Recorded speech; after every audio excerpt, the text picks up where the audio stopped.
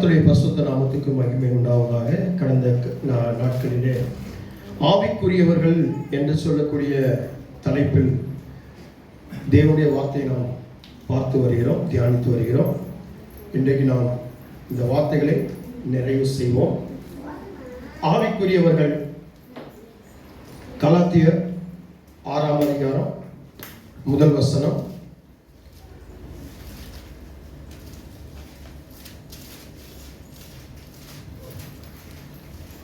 கலாத்தியர் புஸ்தகம் 6ஆம் அதிகாரம் 1 வசனத்தை ஒருவருக்கு வாசிப்போம்.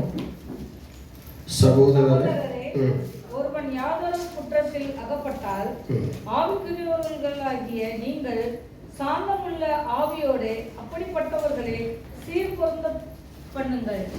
நீயும் சோதிக்கப்படாதபடிக்கு உன்னை குறித்து எச்சரிக்கையாக இரு. ஆவிக்குரியவர்கள் என்று சொல்லக்கூடிய தலைப்பில் இன்றைக்கு நாம கடைசியா பார்க்க போது கிறிஸ்தவ வாழ்க்கை. நம்ம இன்னைக்கு நிறைய பேர் சொல்லுவாங்க, கிறிஸ்துவகிட்ட நம்ம பழகிட்டோம், அவரை போல வாழும், பாட்டெல்லாம் படிப்போம், கிறிஸ்துவே உண்மை போல நான் வாழணும், உண்மை போல பேசணும், உண்மை போல நடக்கணும், உண்மை போல பார்க்கணும் அப்படின்னு சொல்லி நிறைய பாட்டெல்லாம் படிப்பாங்க. கிறிஸ்துவை போல மாறணும்னு சொல்லி நிறைய ஆசைப்படுவாங்க. அந்த கிறிஸ்தவ வாழ்க்கை நம்ம வாழ நம்ம பழகிக்கணும். முதல்ல இந்த ஆவிக்குரியவர்கள் என்று நாம் அழைக்கப்படுகிறோம் என்பதை நம்ம முதல்ல அறிஞ்சுக்கணும். நம்மளை எப்படி அழைக்கிறாங்க, ஒருத்தவங்க கூப்பிடும் பொழுது அப்படின்னா ஆவிக்குரியவர்கள் என்று நம்மளை அழைக்கிறாங்க. அப்ப ஆவிக்குரியவர்கள் என்று நம்மளை அழைக்கும் பொழுது, கூப்பிடும் பொழுது, இந்த ஆவிக்குரியவர்களுடைய நடத்தை, அந்த கிறிஸ்தவ வாழ்க்கை எப்படி இருக்கணும் அப்படின்னு சொல்லி பார்க்கும் பொழுது இங்க சொல்லப்பட்டிருக்கிறது, ஒருவன் யாதொரு குற்றத்தில் அகப்பட்டால் ஆவிக்குரியவர்களாகிய நீங்கள் சாந்தமுள்ள ஆவியோட அப்படிப்பட்டவனை சீர்பொருந்த பண்ணுங்கள் அப்படின்னு சொல்லப்படுது. அப்போ ஆவிக்குரியவர்களாகிய நாம் அந்த கிறிஸ்தவ வாழ்க்கை எப்படி வாழணும் அப்படின்னு சொல்லி பார்க்கும் பொழுது, ஒருவர் குற்றத்தில் இருக்கிறாங்கன்னு சொன்னா, அல்லது குற்றத்தில் அகப்பட்டிருக்கிறாங்கன்னு சொன்னா, நாம எப்படி அது ஒரு சண்டையோடு, ஒரு முறுமுறுப்போடு, ஒரு தண்டனையோடு, ஒரு தெருவில் நின்று வரைஞ்சி கட்டிக்கிட்டு சண்டை போட்டுக்கிட்டு, இப்போ நிறைய வீடுகளில் பார்த்தீங்கன்னா கிறிஸ்தவ குடும்பம் அப்படின்னு சொல்லுவாங்க, ஆவிக்குரியவர்கள் சொல்லுவாங்க.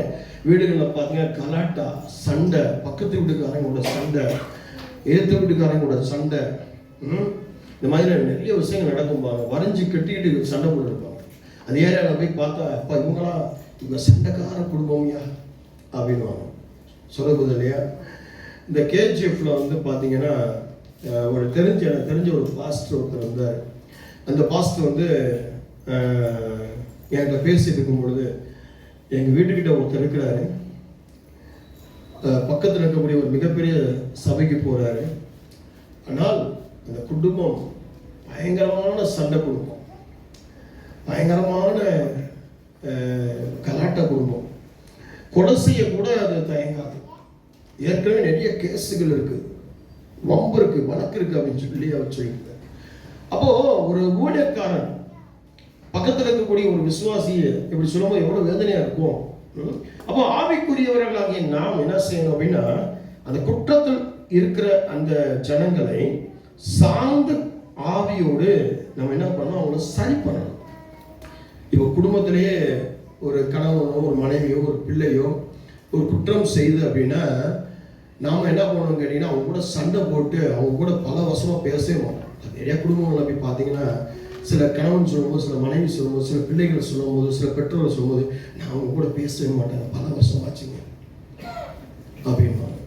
ஏன் அப்படின்னு சொன்னா, இந்த கிறிஸ்தவ வாழ்க்கை, ஆவிக்குரியவர்கள் என்று அழைக்கப்படுகிற நாம் இந்த கிறிஸ்தவ வாழ்க்கையில் நாம தவறா வாழ்ந்திருக்கோம், தவறா நடந்திருக்கிறோம். சாந்தமா இருக்க வேண்டிய நாம் அந்த இடத்துல எப்படி இருக்கிறோம் சொல்லுங்க பாருங்க, சாந்தத்தை இழந்திருக்கிறோம். வேதம் சொல்லுகிறது, சாந்தமுள்ள ஆவியோட அப்படிப்பட்ட அப்போ சாந்தமா போய், நீங்க நினைப்பீங்க சண்டை போட்டு கட்டி முருண்டுட்டு இருக்கிற போய் சாந்தமா போய் எப்படிங்க உட்காந்து சொல்லிட்டு இருந்தா அவன் நம்மளை அடிச்சு வச்சுட்டுல போயிடுவான். இல்லை, அதுக்கு ஒரு நேரத்தை பார்க்கணும், ஒரு நேரம். இப்ப நானும் பார்த்தீங்கன்னா சில பேர்ட்ட நான் பேசிட்டு இருக்கும்போது ஏதாவது ஒரு இதில் வருவாங்க, அப்பதான் சொல்லுவேன், அன்னைக்கு இப்படி செஞ்சீங்கன்னா. அதனால நிறைய பேர் சொல்லுவாங்க, எங்கள் குடும்பத்துலலாம் பார்த்தீங்கன்னா, எங்கள் சகோதரிகள்லாம் பார்த்தீங்கன்னா, இப்போ போய் நம்ம சொன்னோம், சோமில் அது பிரச்சனை இந்த பிரச்சனை சொல்லுவீங்க. உடனே நீ பைபிள் படிக்கல, நீ ஜெபம் பண்ணல, நீ சர்ச்சைக்கு வரல, நீ யோக்கியம் பண்ணல, இதைத்தான் அவர் சொல்லுவாரு. உன் பிள்ளை வளர்க்குற சரியில்லைன்னு சொல்லுவார். அதனால சொல்லவே மாட்டாங்க. என் குடும்பத்தில் பார்த்து யாருமே எதுவுமே சொல்ல மாட்டாங்க. காரணம் என்ன, அந்த சாக்கை வச்சுட்டு அவர் பேசுவார். அப்போ அந்த மாதிரி நேரத்தில் நம்ம பிடிக்க முடியும்.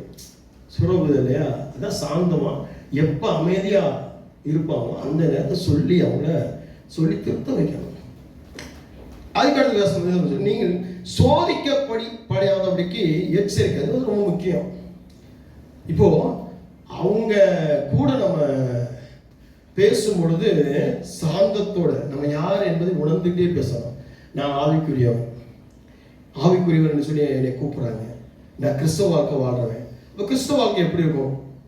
இயேசு கிறிஸ்துவை போல வாழணும், இயேசு கிறிஸ்துவை போல செய்யணும், இயேசு கிறிஸ்துவ போல நடக்கணும்.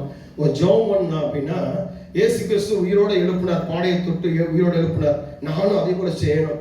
கொஞ்சம் அப்பம் நிறைய அப்பமானது, கொஞ்சம் மீன் நிறைய மீனானது, தண்ணீர் நடந்தால் நம்ம நடக்கணும் அப்படின்றதுனால நமக்குள்ள நிறைய விசுவாசிகளுக்குள்ள ஓடிக்கிட்டு இருக்கோம், நிறைய ஊழியக்காரர்களுக்குள்ள ஓடிக்கிட்டு இருக்கோம்.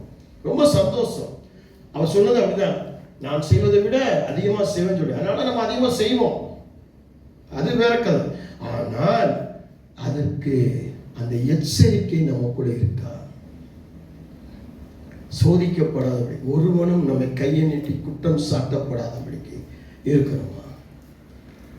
முதல்ல சாந்தத்தோட ஆவிக்குரியவர்கள் அழைக்கப்படுவதற்கு தகுந்த மாதிரி வாழணும். 2 கலாத்தியர் 5ஆம் அதிகாரம் 16ஆம் வசனம். பின்னும் நான் சொல்லுகிறது என்னவென்றால், ஆவிக்கேற்றபடி நடந்து கொள்ளுங்கள், அப்பொழுது மாமிச இச்சையை நிறைவேற்றாதிருப்பீர்கள். ஆவிக்கேற்றபடி நடந்திட நாம் அழைக்கப்பட்டுள்ளோம். முதலாவதாக ஆவிக்குரியவர்கள் என்று நாம் அழைக்கப்படுகிறோம். இரண்டாவதாக ஆவிக்கு ஏற்றபடி நடந்திட நாம் அழைக்கப்பட்டுள்ளோம். எதுக்காக அழைக்கப்படுகிறோம் என்று சொன்னால், ஆவிக்குரியவர்கள் என்று சொல்லி எதற்காக அழைக்கப்படுகிறோம் என்று சொன்னால், ஆவிக்கு ஏற்றபடியே நாம் நடக்கணும். ஆவிக்கு ஏற்றபடி நடக்கிறது எப்படின்னா, பின்னும் நான் சொல்கிறது என்னவென்றால், ஆவிக்கு ஏற்றபடி நடந்து கொள்ளுங்கள், அப்பொழுது மாம்ச இச்சையை அப்போ மாம்சத்திலிருந்து வரக்கூடிய இச்சைகள், மாம்சத்திலிருந்து வரக்கூடிய எண்ணங்கள், மாம்சத்திலிருந்து வரக்கூடிய யோசனைகள், மாம்சத்திலிருந்து வரக்கூடிய காரியங்கள் எல்லாவற்றையும் நீக்கி போட்டுட்டு அதை பெருசா நம்ம வைக்கக்கூடாது. இன்னைக்கு நிறைய பேர்கள் பார்க்கும்போது பார்த்தீங்கன்னா, எனக்கு ஆசைங்க, ரொம்ப நாள் கனவுங்க, ரொம்ப நாள் கற்பனைங்க, இது எனக்குள்ள வந்துட்டு இருக்கு, இப்படி இருக்கணும், இப்படி நடக்கணும், இப்படி செய்யணும். ஆவிக்குரிய நடத்தை வேற, மாம்சத்தினுடைய நடத்தை வேற. இன்னைக்கு நம்ம செய்யறது எல்லாமே மாம்சத்தின் நிச்சயத்தான் நம்ம அதிகமாக நிறைவேற்றலாம். பிள்ளைகளுக்குள்ள கூட நம்ம அதைத்தான் பூத்துக்கிட்டு இருக்கிறோம், குடும்பங்களுக்குள்ள கூட அதைத்தான் நிறைவேற்றி கொண்டிருக்கிறோம். ஆவிக்கு ஏற்றபடியாக, ஆவிக்கு ஏற்றபடி.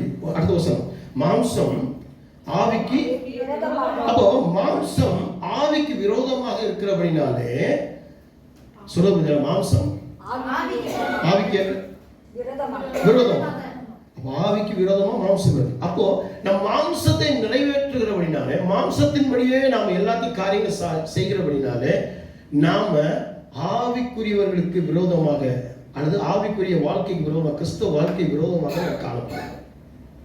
இன்னைக்கு நிறைய பேர் அதான் பாத்தீங்கன்னா, இன்னைக்கு ஜெபங்கள் கேட்கப்படுகிறது கிடையாது. இன்னைக்கு பலவிதமான சிக்கல்களுக்குள்ள சிக்கி தவித்துக் கொண்டு சொல்லுவாங்க. ஒரு நல்ல ஒரு நேம் போன, ஒரு நல்ல பேர் போன ஒரு சபைக்கு போவாங்க, ஒரு பேர் போன ஒரு ஊழியக்காரன்ட்டு இருப்பாங்க. உலகத்துல சொல்லக்கூடிய ஒரு மிகப்பெரிய ஒரு சபையில இருப்பாங்க, மெம்பரா இருப்பாங்க. அவங்க நல்ல ஜெப வீரர்களா இருப்பாங்க, ஆராதனை வீரர்களா இருப்பாங்க, பயங்கரமா பைபிள் கரைச்சி பிடிச்சவங்களாக இருப்பாங்க. ஆனால் இந்த இடத்துல அவங்க தோத்து போயிடும். எங்கன்னா இந்த ஆவிக்குரிய காரியங்களை மறந்து மாம்சத்தின்படி நிறைவேற்றுகிறபடினாலே, மாம்சத்தின் இச்சையை நிறைவேற்றுறபடினாலே அங்கே அவங்க ஆவிக்குரிய வாழ்க்கைக்கு விரோதமாக இருப்பாங்க. சொல்லுங்க, இந்த கிறிஸ்தவ வாழ்க்கை நமக்குள்ள இருக்கக்கூடாது. அடுத்தபடியாக 3வது காரியம், 8ஆம் அதிகாரம், ரோமர் 8ஆம் அதிகாரம் 5வது வசனம். ரோமர் 8ஆம் அதிகாரம் 5வது வசனம். அன்றியும் மாம்சத்தின்படி நடக்கிறவர்கள் மாம்சத்துக்குரியவர்களை சிந்திக்கிறார்கள், ஆவியின்படி நடக்கிறவர்கள் ஆவிக்குரியவர்களை சிந்திக்கிறார்கள். ஆவிக்குரியவைகளை சிந்தித்திட நாம் அழைக்கப்பட்டுள்ளோம். அடுத்தபடியாக ஆவிக்குரியவர்கள் என்று அழைக்கப்படுகிற அடுத்த அழைப்பு என்னன்னு கேட்டீங்கன்னா, மூன்றாவது, ஆவிக்குரியவைகளை சிந்தித்திட நாம் அழைக்கப்பட்டுள்ளோம். ஆவிக்குரியவைகளை நாம் எப்பொழுதுமே ஆவிக்குரியவைகளை சிந்திக்கணும் அப்படின்றது உண்மை. 24 மணி நேரமும் வேலையில் இருக்கிறோம், வியாபாரத்தில் இருக்கிறோம், ஊழியத்தில் இருக்கிறோம், படிப்பில் இருக்கிறோம், இப்படி பல விதமான காரியங்கள் இருக்கிறோம்னு வச்சுக்கோங்களேன். ஆவிக்குரியவைகளை சிந்திக்கணும். இந்த ரோமர் 8ஆம் அதிகாரத்தில் 5வது வசனத்தில் சொல்லும் பொழுது ரொம்ப அழகா சொல்லப்பட்டிருக்கிறது. அன்றையும் மாம்சத்தின்படி நடக்கிறவர்கள் மாம்சத்துக்குரியவைகளை சிந்திக்கிறார்கள், ஆவியின்படி நடக்கிறவர்கள் ஆவிக்குரியவைகளை சிந்திக்கிறார்கள். அப்போ இந்த மாம்சத்தின்படி சிந்திக்கிறது அப்படின்னா எப்போ பார்த்தாலும் இந்த மாம்சத்துக்கு ஏற்றவைகள் இந்த உலக பிரகாரமாகவே இருக்கும், உலக பிரகாரமான சிந்தைகளாகவே இருக்கும். நிறைய பேர் சிந்திக்கும் போது பார்த்தீங்கன்னா பயத்தை சிந்திப்பாங்க, பாவத்தை சிந்திப்பாங்க, துரோகத்தை சிந்திப்பாங்க. எனக்கு இந்த அவங்க இப்படி துரோகம் பண்ணிட்டாங்க, இவங்க இப்படி பேசிட்டாங்க, அப்படி பேசிட்டாங்க, இப்படியே இருக்கும். அவங்க அடுத்த ஸ்டெப்புக்கு அவங்க என்ன பண்ண முடியாது, வளர முடியாம அவங்க வாழ்க்கைக்கு தடையா இருக்கும். ஆவிக்குரிய சிந்தனை அப்படின்றது என்ன? இது விட்டு சொல்லணும், எல்லாம் ஆண்டவர் பார்த்துக்கிறார். எனக்கு பரலோகத்தில் ஒரு இடம் இருக்கு. கடந்த நாளில் ஒரு நியூஸ் பார்த்தேன். நான் ஒரு உலக நாடு, ஒரு மேலை நாடு, ஒரு வெளிநாடு, அங்கே வந்து ஒரு ஊழியக்காரர் வந்து பரலோகத்தில் இடம் போட்டு கொடுத்துருக்கிறாரு. நான் அனுப்பிவிடுந்தேன், நம்ம குரூப், வாட்ஸ்அப் குரூப்லாம் அனுப்பியிருந்தேன். எத்தனை பேர் அதை பார்த்தீங்கன்னு தெரியல. எல்லாம் அதெல்லாம் பார்த்துக்க மாட்டீங்க. ஏன்னா அந்த இடத்துல ஆசீர்வாதத்தை குறித்து நான் போட்டிருந்தேன், நீங்கள் எல்லாருமே பார்த்துருப்பீங்க. ஏன்னா உலகப்புறமாக போட்டிருந்தானா மாம்ச சிந்தை, மாம்சத்தின்படி நான் போட்டிருந்தேன்னா அதை மாம்ச சிந்தனையாக போட்டு பார்த்துருப்பீங்க. ஆவிக்குரிய சிந்தனையாக நீங்கள் பார்க்காம விட்டுருக்கீங்க. என்ன பண்ணிருக்காரு, ஃப்ளாட் போட்டிருக்காரு, பரலோகத்தில் ஃப்ளாட் போட்டுருக்காரு. அதையும் நிறைய விசுவாசிகள் பணம் கொடுத்து வாங்கியிருக்காங்க. பரலோகத்தில் ஃப்ளாட் போட்டு வித்துருக்கிறான்னா அப்போ எப்படிப்பட்ட ஊழியக்காரன் பாருங்க, அப்போ சிந்தனை எப்படி இருக்கும் பாருங்க. இன்னைக்கு நிறைய ஊழியங்களில் இருக்கட்டும், மனுஷர்கள் விசுவாசிகள் இருக்கட்டும், இன்னைக்கு விழுந்து போகுது. அதனால எக்ஸாம் எழுத போறான்னா பேனா வித்துறான், வீடு கட்ட போறோன்னா செங்கல் வித்துறான், சொல்றது இல்லையா? கார் வாங்க போறோம் அப்படின்னா கார் மாதிரியே ஒரு பொம்மை வித்துறான். இந்த கார் பொம்மையை வீட்டில் வாங்கி ஜெபம் பண்ணி நம்ம கார் வாங்கிடுவேன்னா பூரா மாம்ச சிந்தை. இன்னைக்கு நீங்கள் நிறைய பேர் ஆமாம் எனக்கு கார் வந்து நிற்கணும், வீடு வந்து நிற்கணும், வாசம் வந்து நிற்கணும், அது வந்து நிற்கணும், இது வந்து நிற்கணும், ஃப்ளாட் வாங்க, இப்படி தான் எல்லாமே யோசித்து ஓடிக்கிட்டு இருக்கோடைய. எனக்கு பரலோகத்தில் ஒரு இடம், பரலோகத்துக்கு போகணும், இந்த உலகத்தை நான் வாழும்பொழுது ஒரு ஆவிக்குரிய நான் வாழணும், கிறிஸ்தவனை வாழணும், கிறிஸ்தவனுடைய சிந்தையாக இருக்கணும் அப்படின்றது இல்லை. வேதம் சொல்கிறது பாருங்க, ஆவிக்குரியவைகளை சிந்தித்திட நாம் அழைக்கப்பட்டிருக்கிறோம். அப்போ இந்த 5ஆம் வசனம், அன்றையும் மாம்சத்தின் நடக்கிறவர்கள் மாம்சத்துக்குரியவரை சிந்திக்கிறார்கள், ஆவியின்படி நடக்கிறவர்கள் ஆவிக்குரியவரை சிந்திக்கிறார்கள். ஆவிக்குரிய விஷயங்களையே நம்ம சிந்திக்கணும். ஒரு பிள்ளை வளர்ப்பு, பிள்ளைங்களுடைய எதிர்காலம், ஒரு குடும்ப நடத்துதல், இப்படி ஒவ்வொரு விஷயத்திலையும் நம்ம என்ன செய்யணும் அப்படின்னு சொன்னா ஆவிக்குரியபடியே நாம் சிந்திக்கணும். நான் ரட்சிக்கப்பட்டவன், ஞானஸ்தானம் எடுக்கப்பட்டவன், நான் வந்து பரிசுத்த ஆவியினுடைய வரங்களை பெற்றவன், என்னுடைய வாழ்க்கை கிறிஸ்தவ வாழ்க்கை. அப்போ நம்ம அறியாமல் எதுவுமே இருக்கக்கூடாது, அறிஞ்சு செய்யக்கூடியது. இந்த ஆவிக்குரிய சிந்தை என்பது அறிஞ்சு செயல்படுது, அதான் விஷயம் சொல்றது இல்லையா? ஆவிக்குரிய வாழ்க்கை என்பது என்னன்னா, ஆவிக்குரிய சிந்தனை என்னன்னா, அறிஞ்சு, அறியாததை அறிஞ்சு, தெரியாததை தெரிஞ்சு, புரியாததை புரிஞ்சு, அதுல அந்த பகுத்தறிவு, அதுல வரக்கூடியதுதான் இந்த 6 அறிவு கடந்து போய் 7வது அறிவா பரிசுத்த ஆவியினுடைய அந்த அறிவு நமக்குள்ள இருக்கணும். இன்னைக்கு நிறைய பேர் சொல்லுவாங்க, எனக்கு தெரியாதுங்க, எப்படி வாழணும் தெரியாது, எப்படி செய்யணும் தெரியாது, எப்படி பிள்ளை வளர்க்கணும் தெரியாது, எப்படி பேசணும் தெரியாது. அப்பனா மாம்சத்துக்குரிய காரியங்களையே அவங்க சிந்திக்கிறாங்கன்னு அர்த்தம். மாம்சத்துக்குள்ளேயே அவங்க இருக்கிறாங்க, வெளியே வர மாட்டேங்கிறாங்கன்னு அர்த்தம். வெளியே வரணும், நம்முடைய சிந்தனைகள் மாறணும். வேதம் சொல்லுது மாம்ச சிந்தை மரணம். அதனால மாம்ச சிந்தை நீங்க சிந்திக்கும் போது பாருங்க, தற்கொலை பண்ணணும், ஓடி போகணும், அது பண்ணணும். ஒரு ஒரு எய்ம், ஒரு காரியத்தை எய்ம் பண்றாங்கன்னா அதை செஞ்சு முடிக்கணும்னு செய்ய மாட்டாங்க. கொஞ்ச நாள் இங்க இருப்போம் பண்ணுவாங்க, டக்குன்னு அங்க இருப்போம், இந்த அதை செய்வாங்க, இதை செய்வாங்க, இப்படி மாறிக்கிட்டே இருப்பாங்க. சொல்லுறது இல்லையா? குருவி மூளை போல ஒரு இடத்துல இருக்காதபடிக்கு அங்கேயும் இங்கேயும் தாவிக் கொண்டு இருக்கும். அதுதான் மாம்ச சிந்தை. ஆவிக்குரிய சிந்தை என்பது ஒரு காரியத்தை யோசிச்சு, ஒரு காரியத்தை சிந்தித்து, ஒரு காரியத்தை செயல்படுத்தி அதை நிறைவு செய்வது தான் கிறிஸ்தவ. இயேசு கிறிஸ்து அழைக்கப்பட்டார், அனுப்பப்பட்டார், செய்தார். செய்யும்போது அவருக்கு எத்தனையோ விமர்சனங்கள் வந்துச்சு, எத்தனையோ காரி தும்பும்படியாக எவ்வளவோ கேவலப்படுத்தும்படியாக. ஆனா அவருடைய எய்ம் வந்து, நான் எதற்காக அழைக்கப்பட்டனோ, என்னுடைய அழைப்பு இது, என்னுடைய சிந்தை இதுதான் இருக்கணும்னு சொல்லி அதைத்தான் செஞ்சு முடிச்சாரே ஒழிய அவர் மாறவே இல்லை. இன்னைக்கு விசுவாசிகள் நீங்களாம் பார்த்தீங்கன்னா சொல்லுவீங்க, நாளைக்கு சபைக்கு வரலாம்னு நினைச்சிருந்தேன் பாஸ்டர், அடுத்த நாள் முடிஞ்ச பிறகு சபைக்கு வர முடியாம போச்சு, நினைச்சிட்டே இருந்தேன், அதுக்குள்ள வேலை வந்துருச்சு, அதுக்குள்ள இந்த காரியம் வந்துருச்சு, அதை செய்ய இதை செய்ய ஓடிட்டேன். அப்போ பைபிள் படிக்கணும்னு நினைச்சேன், பைபிள் படிக்க முடியாதபடிக்கு தடை வந்துருச்சு. ஜெபம் பண்ண நினைச்சேன், ஜெபம் பண்ண தடை வந்துருச்சு. இன்னைக்கு ஒரு ஆத்மாவை சந்திச்சு பேச நினைச்சேன், அவங்க சபைக்கு வரேன் சொல்லிட்டே இருந்தாங்க, அவங்க எப்படியாவது பேசி கூட்டிட்டு வர நினைச்சேன், மறந்துட்டு வந்துட்டேன். அதுக்குள்ள ஒரு வேலை வந்துச்சு, அதுக்குள்ள ஒரு செயல்பாடுகள் வந்துச்சு. அப்படி அப்போ இப்படிதான் நீங்க சொல்றீங்க, இதெல்லாமே மாம்சத்தினுடைய சிந்தை. உங்களால எதையுமே கணிக்க முடியாதபடிக்கு, செயல்படுத்த முடியாதபடிக்கு, எதையுமே யோசித்து அதை ஆழமான காரியத்திற்கு கொண்டு போக முடியாதபடிக்கு உங்களை, அப்போ நீங்க மாம்ச சிந்தனை சிந்திக்கிறீங்கன்னு அர்த்தம், மாம்சத்தின்படியே இருக்கிறீங்கன்னு அர்த்தம். அதனாலதான் உங்களால எதையுமே நிறைவு செய்ய முடியாது. இப்படி வாழணும், அப்படி வாழ முடியாது. உங்களுக்கு ஒரு தற்கொலை ஆவி, மரண ஆவி, மரண பயம், சபிக்கிற ஆவி, ஒருத்தங்களை ரொம்ப கேவலமா பேசுகிற தன்மை, இதெல்லாம் ஒரு ஆவிக்குரியவன் செய்யற வேலையா? ஆவிக்குரிய வாழ்க்கை வாழ்க்கை முடிய வேலையா? சொல்லுங்க, சொல்லக்கூடாது இல்லையா? ஆவிக்குரியவைகளை சிந்தித்து நாம் அழைக்கப்பட்டு. அடுத்தபடியாக கலாத்தியர் 5ஆம் அதிகாரம் 22ஆம் வசனம். கலாத்தியர் 5ஆம் அதிகாரம் 22ஆம் வசனம். எல்லாம் தெரிஞ்சது. ஆவின் கனி அன்பு, சந்தோஷம், சமாதானம், நீடிய பொறுமை, தயவு, நற்குணம், விசுவாசம், சாந்தம், இச்சையடக்கம், இப்படிப்பட்டவைகளுக்கு விரோதமான பிரமாணம் ஒன்றுமில்லை. ஆவின் கனி கொடுத்திட நாம் அழைக்கப்பட்டுள்ளோம். அடுத்தபடியாக நாம் ஆவியின் கனி, ஒரு கிறிஸ்தவனுடைய வாழ்க்கை எப்படி இருக்கணும், கிறிஸ்தவ வாழ்க்கை எப்படி இருக்கணும், ஒரு ஆவிக்குரியனுடைய வாழ்க்கை எப்படி இருக்கணும், கிறிஸ்தவ வாழ்க்கையா இருக்கணும். அந்த கிறிஸ்தவ வாழ்க்கை எப்படி இருக்கணும், கனி கொடுக்கணும். அது ரொம்ப முக்கியம். கனி கொடுக்கிறோமா? வேதம் சொல்லுது 30, 60, 100 கனி கொடுக்கணும் அப்படின்னு சொல்லப்படுகிறது. நீங்க பள்ளிக்கு பெருகி பூமியை நிரப்புன்னு சொல்லி கர்த்தர் வாக்கு தத்துவம் பண்ணியிருக்கிறார்.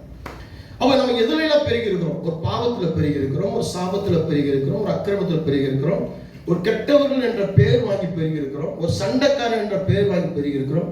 இன்னைக்கு பல பேர் குடிகாரர்கள் என்று பெயர் வாங்கி, திருடர்கள் என்று பெயர் வாங்கி, அயோக்கியர்கள் என்று பெயர் வாங்கி, ரவுடிகள் என்று பெயர் வாங்கி, வீம்புக்காரர்கள் என்று பெயர் வாங்கி, இப்படியெல்லாம் பெருகி இருக்கிறாங்க. ஊர்களில் பார்க்குறோம். இன்னைக்கு ஒரு மனைவி போறா அப்படின்னு சொன்னா, அவங்க இந்த நல்லவே அவனுடைய மனைவி போறா அப்படின்ற மாதிரி இல்லை, இந்த கெட்டவன், இந்த அயோக்கியனுடைய மனைவி அப்படின்ற மாதிரி ஆயிடுச்சு. ஒரு பிள்ளை நடந்து போகுதுன்னா இன்னாருடைய பிள்ளை அப்படின்றதெல்லாம் போச்சு, இந்த பேர் சொல்லும் பிள்ளை அப்படின்றதெல்லாம் போச்சு. இந்த பிள்ளையா, இவங்களுடைய பிள்ளை, மோசமான குடும்பமியா, அந்த குடும்பத்தோடு நம்ம இருக்கவே கூடாது, சேரக்கூடாது, ஊர்ல இருக்கக்கூடாது. இப்போ பாருங்க, இந்த தமிழ்நாட்டில் ஒரு சட்டம் போடுங்க, மதுபானங்கள் ஒழிப்பு சட்டம். அது யாரெல்லாம் தப்பான மதுபானங்களை, கள்ளச்சாராயங்களை, கள்ள போதை வஸ்துகளை செஞ்சாங்களோ அவங்களுக்கு நிறைய தண்டனைகள் கொடுத்துருக்காங்க. அது கடைசியில் பார்த்தா அந்த ஊரை விட்டு ஒதுக்கி வைக்கணுன்ற ஒரு காரியத்தையும் முதலமைச்சர் சொல்லியிருக்கிறார். ஊரை விட்டு ஒதுக்கி வச்சிருக்கணும் அப்படின்னு. அந்த காலத்தில் அந்த பஞ்சாயத்தில் நடந்த விஷயத்தை இப்போ கொண்டு வந்திருக்காங்க. அதே போல நீங்க பாத்தீங்கன்னா, இந்த ஆவிக்குரியவர்கள் அப்படின்றது வந்து அருவருக்கக்கூடியவர்களாக இருக்கக்கூடாது. அந்த கிறிஸ்தவ வாழ்க்கை வாழும். எப்படின்னா கனி கொடுக்கிறவர்களாக. இங்க சொல்ற கனிகளை பாருங்களேன். ஆவின் கனியும் அன்பு, சந்தோஷம், சமாதானம், நீடிய பொறுமை, தயவு, நற்குணம், விசுவாசம், சாந்தம், இச்சையடக்கம், இப்படி எல்லா விதமான கனிகளையும் நம்ம கொடுக்கணும். ஓ, இவங்க ரொம்ப அன்பானவங்கய்யா, ஒரு கணத்தில் அடிச்சா கூட மறு கணத்தை திருப்பி கொடுப்பாங்க. அவங்க கிறிஸ்தவ வாழ்க்கை வாழ்றவங்க, ஆவிக்குரிய வாழ்க்கை வாழ்றவங்க. ஐயோ, அவங்க என்ன பேசினாலும் அவங்க சமாதானமா இருப்பாங்க. அவங்க சந்தோஷமா இருக்கும். அவங்க வீட்டில் எப்போ பார்த்தா சந்தோஷமா இருக்கும். சண்டை, முறுமுறுப்பு, கசப்பு, சாபம் எதுவுமே இருக்காது. ரொம்ப இச்சை அடக்கம் உள்ளவங்க, எதுவுமே அதிக ஆசைப்படாதவங்க, மாம்சத்தின்படி எதுவுமே செய்யாதவங்க, எதா இருந்தாலும் போதும் என்ற மனப்பக்குவத்தோடு இருப்பாங்க. பணம் போதும் என்ற மனப்பக்குவத்தோட, வேலை போதும் என்ற மனப்பக்குவத்தோட, சாப்பாடு போதும் என்ற மனப்பக்குவத்தோடு இருப்பாங்க. அப்படின்ற ஒரு காரியத்தை இதான் கனி கொடுக்குறதுங்க. கனி கொடுக்குறது என்ன? நீங்கள் நினைப்பீங்க கனி கொடுக்குறதுன்னா ஒரு 4 ஆத்மாவை பாஸ்டர்கிட்ட கொண்டு போய் விட்டு சபையில் நினைச்சிட்டோம்னா பாஸ்டர் பார்த்து நம்மளை தட்டி கொடுத்து கனி கொடுக்க இல்லை. நீ கொடுக்குற இந்த கனினால ஒரு 4 ஆத்மா வரும். அதுதான் பரலோகத்தில் எழுதப்படும். நீங்க இப்படி நடக்காம இருக்கிறதுனால தான் நீங்க ஆத்மாக்களை போய் கூப்பிட்டா வரமாட்டேன்றாங்க. நீங்க சபைக்கு இன்னும் கனி கொடுக்காம இருக்கிறீங்க. வந்த அத்தனை பேர் மட்டும், அத்தனை தலை மட்டும் இருக்கு, அதோட ஒரு தலை கூட கூட மாட்டேங்குது. சொல்றதுலையா வேதம் சொல்கிறது. இந்த இடத்துல வாசிக்கும் போது கிறிஸ்துவனுடையவர்கள் தங்கள் மாம்சத்தையும் அதன் ஆசை இச்சைகளையும் சிலுவையில் நாம் ஆவியினாலே பிடித்திருந்தால் ஆவிக்கேற்றபடி ஆவிக்கு ஏற்றபடி நடக்கணும் அப்படின்னு சொல்லி வேதம் சொல்கிறது. அடுத்தபடியா எபேசியர் புஸ்தகம் 6ஆம் அதிகாரம் 11-12 வசனம். நீங்கள் பிசாசின் தந்திரங்களோடு எதிர்த்து நிற்க திராணியர்களாகும்படி தேவனுடைய சர்வாதார வர்க்கத்தையும் தரித்துக் கொள்ளுங்கள். ஏனெனில் மாம்சத்தோடும் இரத்தத்தோடும் அல்ல, துரைத்தனங்களோடும் அதிகாரங்களோடும் இப்பிரபஞ்சத்தின் அந்தகார லோகாதிபதிகளோடும் வானமண்டலில் உள்ள பொல்லாத ஆவியின் சேனைகளோடும் நமக்கு போராட்டம் உண்டு. அடுத்தபடியாக ஆவிக்குரிய யுத்தம் செய்திட நாம் அழைக்கப்பட்டுள்ளோம். ஆவிக்குரியவர்கள் என்ற அழைப்பு இந்த கிறிஸ்தவ வாழ்க்கை வாழ்வது எப்படி அப்படின்னா, ஆவிக்குரிய யுத்தம் செய்திட நாம் அழைக்கப்பட்டிருக்கோம். அப்போ ஆவிக்குரிய யுத்தம் நம்ம செய்யணும். ஆவிக்குரிய யுத்தம்னா என்ன? நிறைய பேருக்கு இது தெரிய மாட்டேங்குது. ஆவிக்குரிய யுத்தம் தெரிய மாட்டேங்குது. என்ன பண்றாங்கன்னு கேட்டீங்கன்னா, நாங்கெல்லாம் ஜெபம் பண்ணி முழங்கால் போட்டா பாஸ்டர் ஒரு நிமிஷம் நாங்கள் முழங்கால் போட்டால் அறந்து போகும், கோட்டை தகர்ந்து போகும், சாத்தானை துரத்திடுவோம் அப்படின்வாங்க. நாங்களாம் ஜெபம் பண்ணா அவங்க வாழவே மாட்டாங்க, அவங்க நாசமா போயிருக்காங்க அப்படின்வாங்க. நிறைய பேர் பார்த்தீங்கன்னா நான் ஜெபம் பண்றதே இல்லை, நான் ஜெபம் பண்ண அவ்வளவுதான், அவங்க உருப்படாம போயிடுவாங்க. அதுக்குன்னே நான் ஜெபம் பண்ணாம இருக்கேன். இது யுத்தம் கிடையாது. வீட்டு வெளியே நின்று வாசல் நின்று கட்டி உருள்றது யுத்தம் கிடையாது. என்ன யுத்தம் அப்படின்னு சொல்லி பார்க்கும்பொழுது இங்க வேதம் சொல்கிறது, வாசிங்க. யாரோட யுத்தம் இல்ல? யாரோட யுத்தம் இல்ல?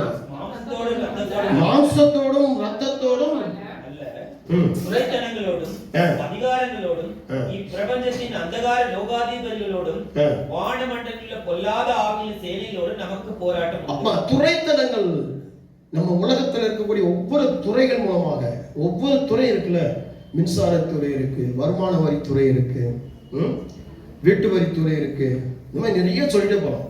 இந்த துறைகள் மூலமாக நீ சொல்றோம்ல, அதுல இன்ட்ரெஸ்ட் போட்டாங்க, இதுல வந்து வரி போட்டாங்க, நிறைய டாக்ஸஸ் போட்டாங்க சொல்றோம்ல, அதுவும் கூட ஒரு யுத்தம் தான்.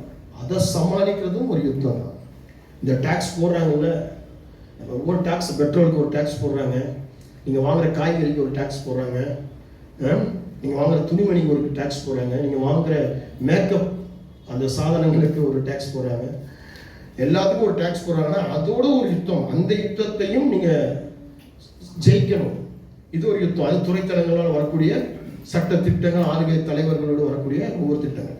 அதுக்கடுத்தபடியாக இன்னொரு விஷயம் இருக்கு. என்ன இருக்குன்னா, அந்தகார லோகாதிபதி. இது எங்க இருக்குன்னா, வானமண்டல பொல்லதாவிகள்.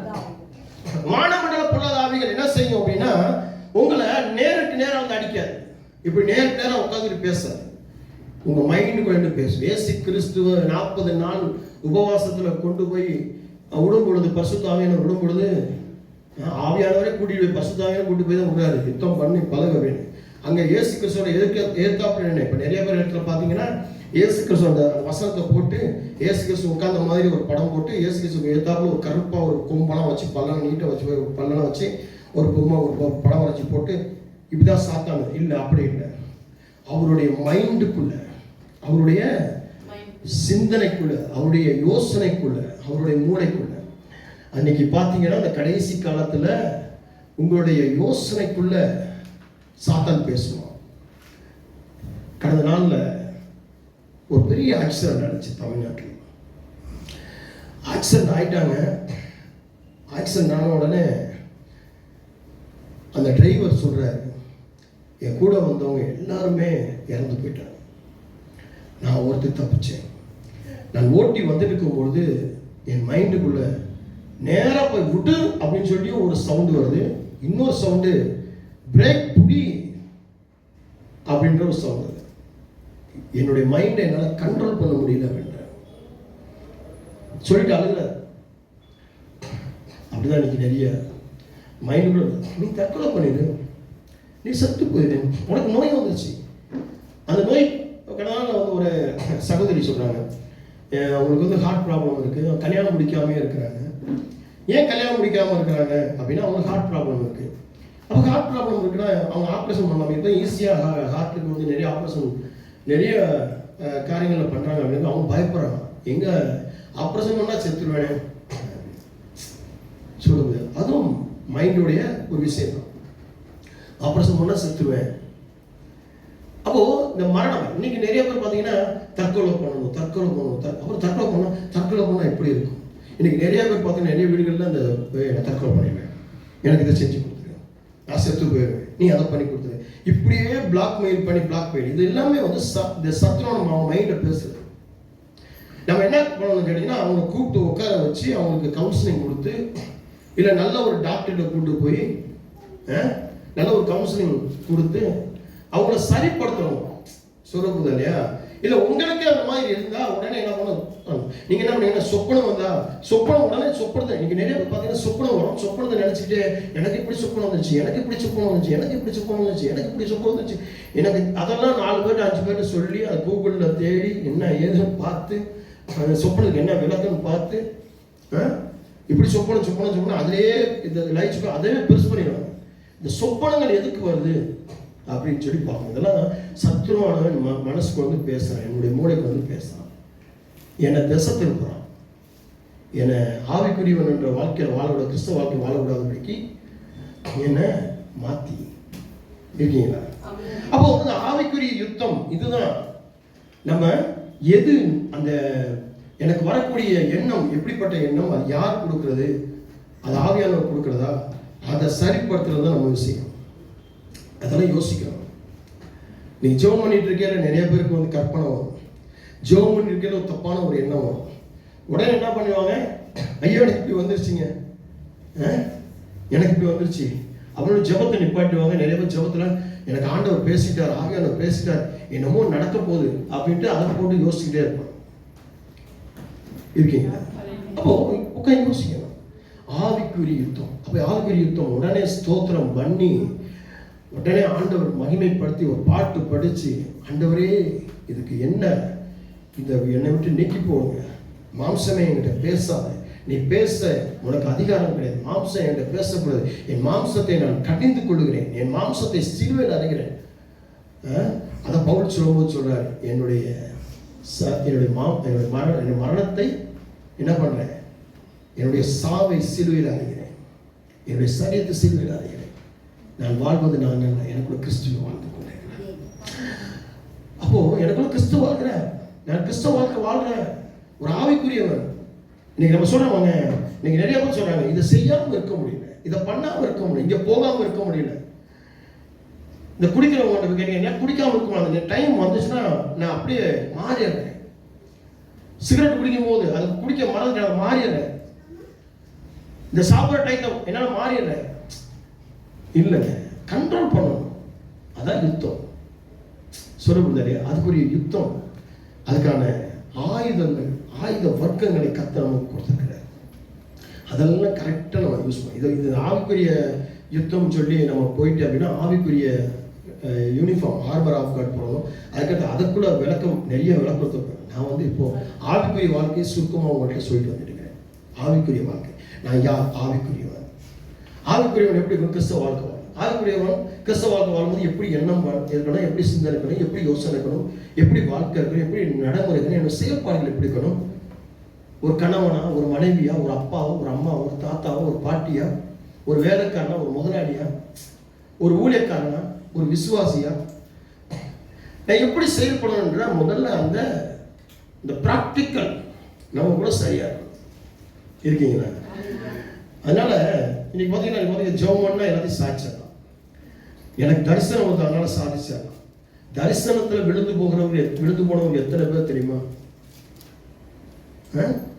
எவ்வளவு ஊழியக்காரர் விழுந்து போயிருக்காங்க, எவ்வளவு விசுவாசி விழுந்து போயிருக்காங்க தெரியுமா? அதான் வேதம் சொல்லுது. தரிசனம் எல்லாமே இதாயிரும், அன்பு மட்டும் நிலைக்கும் சொல்லி பவுல் சொல்லி வச்சிருக்கிறார். எந்த அன்பு? கிறிஸ்துவனுடைய அன்பு, அகாப்பே என்று சொல்லக்கூடிய அன்பு. அப்போ கிறிஸ்தவ வாழ்க்கை ஆவிக்குரியவர்கள் என்னென்ன வாழணும்? ஒரு 12 விஷயங்களை சொல்றேன், நோட் பண்ணிக்கோங்க. வசனத்துக்கு கீழ்ப்படியணும். முதல்ல நம்பர் 1 வசனத்துக்கு கீழ்ப்படியணும். 2வது சுபாவத்தில் இயேசுவை போல மாறுவது. 3வது அன்புள்ளவர்களாய் இருப்பது. 4வது உபதேசத்துக்கு கீழ்ப்படிவது. 5வது பாவத்தை விட்டு மனம் திரும்புவது. 6வது விசுவாசத்தோடு ஞானஸ்தானம் எடுப்பது. குழந்தை ஞானஸ்தானம் கிடையாது, அதை பிராக்கெட்ல போட்டுக்கோங்க, சரிங்களா? விசுவாசத்தோடு ஞானஸ்தானம் எடுப்பது, குழந்தை ஞானஸ்தானம் கிடையாது. இன்னைக்கு நிறைய ஊழியக்காரன் குழந்தை ஞானஸ்தானம் கொடுத்து அதையும் என்ன பண்ணிட்டு இருக்காங்க, இன்னைக்கு வீடியோ எடுத்து இன்னைக்கு போட்டுட்டு இருக்காங்க, மீடியாவில் போட்டுட்டு இருக்காங்க. நிறைய மீடியாவில் வருது, நாங்கள் ரொம்ப வருத்தப்படுறோம். கடந்த நாளில் ஒரு 3 வயசு குழந்தைக்கு ஞானஸ்தானம் கொடுத்துருக்காங்க, 7 வயசு பையனுக்கு ஞானஸ்தானம் கொடுத்துருக்காங்க கடந்த நாளில். அதுவும் பெங்களூரில் பேர் சொல்லக்கூடிய ஒரு மிகப்பெரிய ஒரு ஊழியக்காரன் அந்தஸ்தில் இருக்கக்கூடிய ஒரு மிகப்பெரிய ஊழியக்காரன் அவருடைய திருச்சபையில் தான் பண்ணியிருக்கிறார். அதை பண்ணும்போது மற்ற சிறு ஊழியக்காரன் என்ன பண்ணுவாங்க, அவரே கொடுத்துட்டார், நம்மளும் கொடுப்போன்னு சிறு பிள்ளைகளுக்குலாம் கொடுப்போம். சிறு பிள்ளைகள் அப்படின்றது ஒரு நல்லது கெட்ட அறியக்கூடிய தன்மை வந்தோடனே ஞானஸ்தானம் கொடுக்கும். அதுக்கு ஒரு ஏஜ் லிமிட் இருக்கு, சரிங்களா? விசுவாசத்தோடு ஞானஸ்தானம் எடுப்பது. அடுத்து பரிசுத்த ஆவியானவரின் அபிஷேகத்தை பெற்றுக்கொள்வது. இது ரொம்ப முக்கியம். பரிசுத்த ஆவியானவருடைய அபிஷேகத்தை பெற்றுக்கொள்வது. பரிசுத்த ஆவியானவரால் வழி நடத்தப்படுவது. ஏழைகளுக்கு உதவி செய்வது. பண ஆசை இல்லாமல் வாழ்வது. உலகத்தின் இச்சைகளுக்கு விலகி வாழ்வது. துர்க்குணத்திற்கு விலக்கி காத்துக்கொள்வது. இப்படிப்பட்ட வாழ்க்கை தான் கிறிஸ்தவத்தின் அடையாளமான ஆவிக்குரியவர்கள் கிறிஸ்தவ வாழ்க்கை. இருக்கீங்களா? இப்போ ஒரு 12 விஷயம் சொல்லியிருக்கேன், சரிங்களா? உங்களால் நோட் பண்ண முடியல நான் சொன்னேன் அப்படின்னா யூடியூப்ல வரும், யூடியூப்ல பார்த்து கேட்டுக்கோங்க, அனைவருக்கு ஷேர் பண்ணுங்க, சரிங்களா? கற்றுக்கோங்க. ஆவிக்குரியவன் நீங்க யார்? பக்கத்தில் பார்த்தோம். ஆவிக்குரியவன், நீ ஆவிக்குரியவன், நீ ஆவிக்குரியவன். கிறிஸ்தவ வாழ்க்கை வாழ மாம்சத்தின்படி வாழ போதும் கற்றுக்கோங்க. இந்த கிட்டத்தட்ட ஒரு 6 பார்ட்டுகள் நினைக்கிறேன், 6 பார்ட், என்னையோட 6வது பார்ட் ஆவிக்குரியவர்கள் அப்படின்னு சொல்லி பார்த்துருக்கோம். எத்தனை பேருக்கு இது யூஸ்ஃபுல்லாக இருந்துச்சு தெரியாது. சாட்சிகளை உங்களுடைய என்ன பண்ணுங்க, ஃபோன் மூலமாக சேனலில் போட்டு வைங்க, கற்றுக்கோங்க, ஆசை, சரிங்களா? இன்னைக்கு நிறைய சபைகளில், பெரிய பெரிய சபைகளில் பெரிய பெரிய ஊழியக்காரர்கள் இன்னைக்கு விசுவாசிகள்கிட்ட ஜெபிக்க முடியாது அப்படின்னு சொல்லிட்டாங்க. நாங்கள் வந்து ஜெபிக்க முடியாது, நாங்கள் வந்து அவங்கள்ட்ட பேச முடியாது. அதனால தான் நிறைய சபைகளில் பார்த்தீங்கன்னா சின்ன சின்ன சபைகளை நோக்கி பார்த்து சின்ன சின்ன பாஸ்டர்கள்ட்ட ஃபோன் பண்ணி ஆலோசனை கேட்க ஜெபம் பண்ண இருக்கிறாங்க. காரணம் இன்னைக்கு தெரிஞ்சு போச்சு, இவங்களால ஒன்றும் நடக்காது, இவங்களால தான் நடக்க முடியும், சரிங்களா? அதனால் கத்தவங்களை ஆசைப்பார் ஆவிக்கு வேணுங்க. இது கடைசி காலம், ஆண்டோட வருகை சீக்கிரத்தில் இருக்கு. ஆண்டோடைய வருகைக்கான அடையாளங்களும் அற்புதங்களும் அநேகமாக அந்த தீர்க்கதரிசனம், வேதத்தில் சொன்ன தீர்க்கதரிசனம் அநேகமாக நடந்து முடிஞ்சிருக்கு, அது நடந்து கொண்டிருக்கு. ஆமே. கடந்த நாளில் சொன்னாங்க, புதிய வானம், புதிய பூமி. அப்போ சொன்ன பவுல் சொல்றது மூலியவே புதுசு புதுசாக கண்டுபிடிச்சிருக்காங்க, புதுசு புதுசா கிரகங்கள் கண்டுபிடிச்சிருக்காங்க. சீக்கிரம் வருது, ஆதாரத்தோடு பைபிள் சொல்லப்பட்டது நிறைவேறி கொண்டிருக்கிறது. மனம் திரும்ப கர்த்தர் ஆசை. ஜெபிப்போம். அளவுக்கும் அதிகமாக நேசிக்கிற அன்பின் பரலோகத்தின் பிதாவே, ஆவிக்குரியவர்கள் என்று சொல்லக்கூடிய தலைப்பில் கடந்த வாரத்தில் இருந்து கிட்டத்தட்ட 6 பாகங்களாக நாங்கள் பார்த்தோம். இந்த 6 பாகத்தில் ஆண்டவராக இயேசுவே பரிசுத்த ஆவியானவர்களுக்கு கிருபை செஞ்சு, தயவு செஞ்சு எங்களை இம்மட்டுமாய் நடத்தி இந்த வார்த்தைகளை கேட்க, தியானிக்க கத்தர் எங்களுக்கு ஒத்துழைப்பு செஞ்சீங்க. ஸ்தோத்திரம். இதை கேட்ட ஒவ்வொருவரும் இதை சேனல் மூலமாக பார்க்குற ஒவ்வொருவரும் இந்த வாழ்க்கை வாழ்த்தும் கடைசி காலத்தில் நம்முடைய பிரசனத்தை பெற்றுக்கொள்ளட்டும். நம்முடைய வருகைக்கு ஆயத்தம். சிறு பிள்ளைகளுக்காக செபிக்கிறேன். பிள்ளைகள் மேல் உங்கள் கரம் இருக்கட்டும், உங்கள் ரத்தம் இருக்கட்டும். பிள்ளைகளான நல்ல படிப்பு, ஞானம், அறிவு, கீழ்ப்படுதல் கொடுத்து, நோய் எதிர்ப்பு சக்தி கொடுத்து, தேவையான சத்து கொடுத்து, தீர்க்க ஆயுசு கொடுத்து, முதிர் வயசு இருக்கிற வாலிப பிள்ளைகளுக்கு நல்ல ஆரோக்கியம், சுகவரிச்சம், நல்ல வாழ்க்கை துணை எதிர்காலம் அமையட்டும். பிள்ளைகளுடைய படிப்பு வேலைகள் ஆசிரியக்கப்பட்டு, ஒவ்வொரு ஸ்திரீகள் புருஷர்களும் ஆசிரியக்கப்பட்டு ஆவிக்குரியவர்கள் வாழட்டும். ஒவ்வொரு ஊழியர்களும் ஒவ்வொரு ஊழியக்காரர்களும் ஆசிரியக்கப்பட்டு இயேசுவின் நாமத்தில் ஜெபிக்கிறேன். சொந்த கர்த்தர் உங்களை ஆசீர்வதிப்பார். God bless you.